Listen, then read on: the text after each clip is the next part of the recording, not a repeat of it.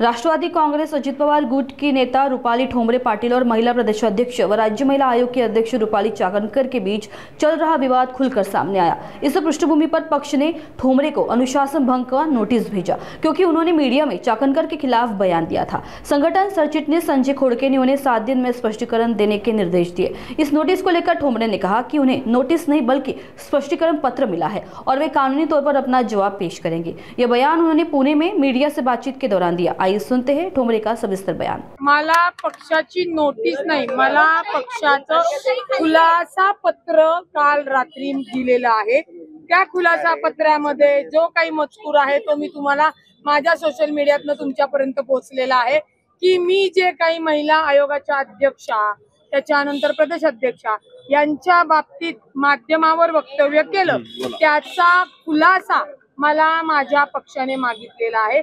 त्यासाठी 7 दिवसाचा कालावधी आहे आणि त्या खुलासाला उत्तर किंवा जो खुलासा कायदेशीर आहे तो मी देणार आहे।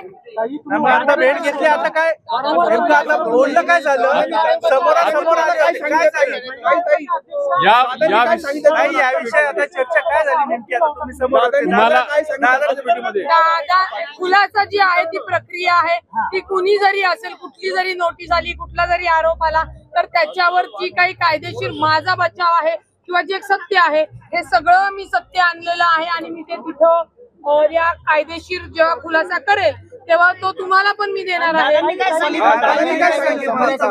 तुम्ही जो सकाळपासून किंवा 2 दिवसापूर्वी नाहक एखादी जी महिला जिने लाईव्ह केल्यानंतर मी बीड मध्ये असताना तिने लाईव्ह केलं होतं माधवी नामक खंडाळकरनी, त्याचा तुम्ही व्हिडिओ चालवला।